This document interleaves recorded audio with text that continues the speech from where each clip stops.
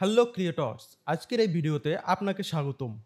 আমরা জানি যে কোনো একটা ভিডিও এডিটিংয়ের পর সেই ভিডিওটাকে এক্সপোর্ট দেওয়ার প্রয়োজন হয়ে থাকে। তো আজকের এই ভিডিওতে আমরা দেখব সেই ভিডিওটাকে আমরা কিভাবে খুব সহজেই প্রিমিয়ার প্রোর মাধ্যমে এক্সপোর্ট দিয়ে থাকি। তো চলুন ভিডিওটা শুরু করা যাক। আমি এখানে একটা ভিডিও দেখুন ওপেন করে রেখেছি। এটা আমার পূর্বের ক্লাসের একটি ভিডিও। আজকে আমরা এই ভিডিওটি এক্সপোর্ট করব। ভিডিও টাইমলাইনের উপরে দেখুন একটি সোজা হলুদ কালারের একটি লাইন রয়েছে। এই লাইনটি যতদূর পর্যন্ত বিস্তৃত থাকবে আমাদের ভিডিও ততদূর এক্সপোর্ট হবে। দেখুন আমি যদি এই ভিডিওটাকে ডুপ্লিকেট করে এইদিকে নিয়ে আসি, দেখুন আমাদের এই লাইনটা আরেকটু বেড়ে গেছে। আমাদের ভিডিওর ডিউরেশন যত বেশি হবে, আমাদের এই লাইনটির ডিউরেশনও তত বেশি হবে। এই ভিডিওটাকে এক্সপোর্ট করার জন্য আমাদের সোজা চলে যেতে হবে প্রথমে ফাইল, ফাইল থেকে এক্সপোর্ট, এক্সপোর্ট থেকে মিডিয়া। দেখুন আমাদের সামনে একটি নতুন উইন্ডোজ খুলে গিয়েছে। আমরা সেম কাজটি আরেকভাবে করতে পারি। আমরা সহজেই এখানে দেখুন এডিটের পাশে এক্সপোর্ট নামে একটি অপশন রয়েছে। আমরা ডাইরেক্ট এখানেও ক্লিক দিতে পারি। তাহলে আমাদের সামনে সেম ইন্টারফেস খুলে দেওয়া হবে। আরও একভাবে এই সেম জায়গায় আমরা যেতে পারি, সেটা হচ্ছে কিবোর্ড শর্টকাটের মাধ্যমে।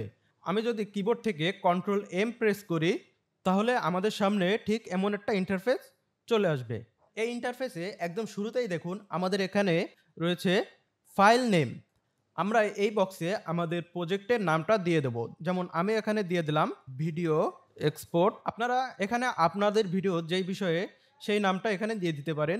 আমাদের এক্সপোর্ট করা ভিডিওটা যে কোথায় সেভ হবে সেই জায়গাটা চিহ্নিত করে দেওয়ার জন্য আমাদের এখান থেকে লোকেশনের পাশে যে নামটা রয়েছে এখানে ক্লিক করে দিতে হবে। দিলে এবার আমাদের ফাইল ম্যানেজারটি ওপেন হয়ে যাবে। আমরা এখান থেকে আমাদের ভিডিওটা যেখানে সেভ করব ঠিক সেই জায়গাটা দেখিয়ে দেব।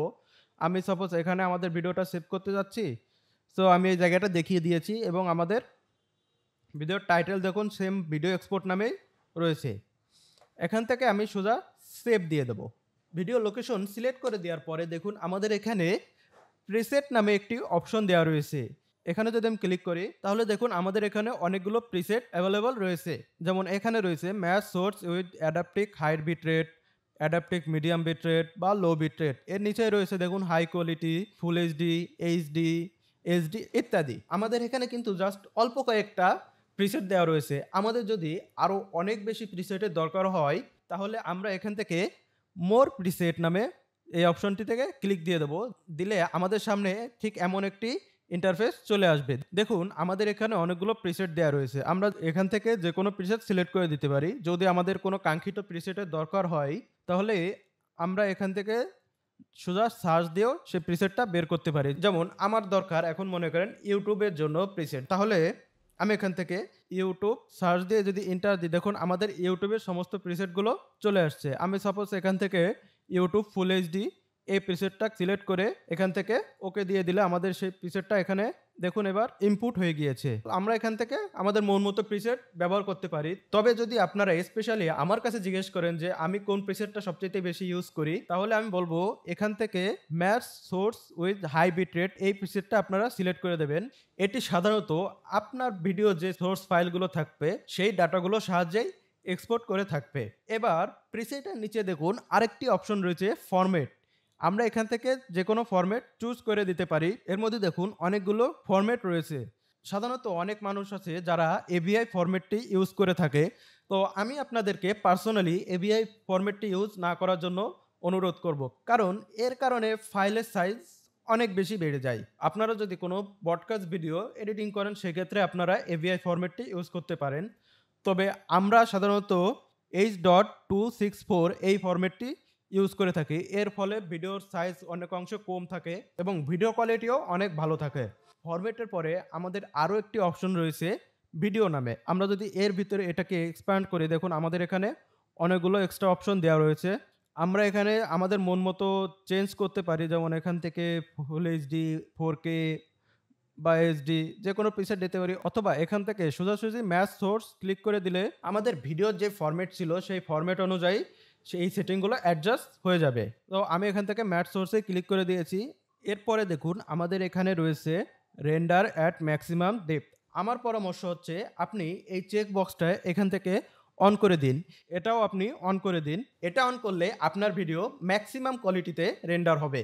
এবার যদি আমরা আরেকটু নিচে আসি, দেখুন আমাদের এখানে রয়েছে এনকোডিং সেটিং। এখানে দেখুন পারফরম্যান্সে এখানে হার্ডওয়্যার এনকোডিং এবং সফটওয়্যার এনকোডিং রয়েছে। আপনাদের ডেস্কটপ বা ল্যাপটপে যদি ডেডিকেটেড গ্রাফিক্স কার্ড থাকে তাহলে আমার পরামর্শ হচ্ছে আপনারা এখান থেকে হার্ডওয়্যারটি সিলেক্ট করে দিন। আর যদি গ্রাফিক্স কার্ড না থাকে তাহলে সফটওয়্যার এনকোডিং অটোমেটিক সিলেক্ট হয়ে থাকবে। হার্ডওয়্যার এনকোডিং সিলেক্ট করলে আপনাদের রেন্ডার স্পিড একটু হলেও ফাস্ট হবে। এবার যদি আমরা আরেকটু নিচের দিকে আসি, দেখুন আমাদের এখানে রয়েছে বিটরেট সেটিং। আমাদের এই বিটরেট এনকোডিংয়ে দেখুন দুইটি অপশন রয়েছে, একটি হচ্ছে সিবিআর অর্থাৎ কনসোল বিটরেট, আরেকটি হচ্ছে ভিবিআর অর্থাৎ ভেরিয়েবল বিটরেট। আমরা যদি এখান থেকে সিবিআর এই ফরম্যাটটি সেট করে দিই তাহলে আমাদের ভিডিও কোয়ালিটি অনেক ডাউন হয়ে যাবে। তাই আমি বলবো আপনারা এখান থেকে সিবিআর এই ফরম্যাটটি সিলেক্ট না করে সোজা ভিবিআর এই ফরম্যাটটি সিলেক্ট করে দিন। এই ফরম্যাটটি সিলেক্ট করে দিলে আপনাদের ভিডিও কোয়ালিটি আরও ইনক্রিজ হবে। সিবিআর যে ফরম্যাটটি ছিল সাধারণত কি করে, আমার পিছনে যে ব্যাকগ্রাউন্ডটা আপনারা দেখতে পাচ্ছেন সেটা সবসময় স্থির থাকে।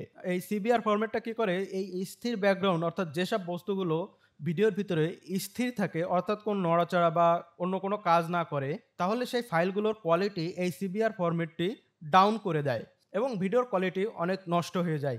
এই জন্যই আমি বলবো যে আপনারা ভিবিআর এই ফরম্যাটটি ইউজ করেন। এটি আপনার bit rate time to time change করতে থাকে, এই জন্য আপনার ভিডিও কোয়ালিটিও অনেক ভালো আসে। এবার ভিডিও এনকোডিংয়ের পরে দেখুন আরেকটি অপশন রয়েছে টার্গেট বিট রেট। এখানে দেখুন 20 দেওয়া রয়েছে। আপনি যত বেশি এটা দেবেন বাড়িয়ে আপনার ভিডিও কোয়ালিটি তত বেশি হবে। কিন্তু ভিডিও কোয়ালিটি বাড়ার সাথে সাথে আমাদের এখানে দেখুন এই পাশে আমাদের এসেনশিয়াল ফাইল সাইজ এখানে রয়েছে 683 এমবি। যদি আমি এখান থেকে এই অপশনটি বাড়িয়ে দিই তাহলে দেখুন এখন আমাদের ফাইল সাইজটি বেড়ে হয়ে দাঁড়িয়েছে 1632 এমবি। তো আমরা সাধারণত এই বিট রেটটি 10 থেকে 20-এর ভিতরে রাখার চেষ্টা করব। আমি এখানে 20 রাখি, তাহলে আপনারা একটি মোটামুটি ভালো রেজাল্ট পাবেন। আমাদের সমস্ত সেটিং কমপ্লিট হয়ে গিয়েছে। এখন আমি যদি এখান থেকে সোজা এক্সপোর্ট বাটনে ক্লিক করি আমাদের ভিডিও এক্সপোর্ট হওয়া শুরু হয়ে যাবে। প্রথমে এটি অডিওকে রেন্ডার করবে, এরপরে ভিডিও রেন্ডারিং শুরু হয়ে যাবে। দেখুন আমাদের ভিডিও রেন্ডারিং অলরেডি শুরু হয়ে গিয়েছে। এখন যদি আমি এখান থেকে রাইট ক্লিক করে টাস্ক ম্যানেজারে গিয়ে দেখি যে আমাদের জিপিইউ এবং সিপিইউ কত পার্সেন্ট ইউজ হচ্ছে, দেখুন আমার সিপিইউ ইউজ হচ্ছে এখন 100% এবং জিপিইউ 30% ইউজ হচ্ছে। এবার আমরা অপেক্ষা করি যে কখন আমাদের ভিডিওটা পুরোপুরি এক্সপোর্ট হয়ে যাবে। ভিডিওটা রেন্ডার হয়ে যাওয়ার পরে দেখুন আমাদের ভিডিও কোয়ালিটি ঠিক এমন এসেছে। তো এই ছিল আজকের মতো। আশা করি আপনাদের ভিডিও এক্সপোর্ট নিয়ে সমস্ত ডাউট ক্লিয়ার হয়ে গেছে। তারপরেও যদি কোনো প্রশ্ন থাকে তাহলে অবশ্যই আমাদেরকে কমেন্ট বক্সে জানাবেন। আমি আপনাদের কমেন্টগুলো রিপ্লাই দেওয়ার অবশ্যই চেষ্টা করব।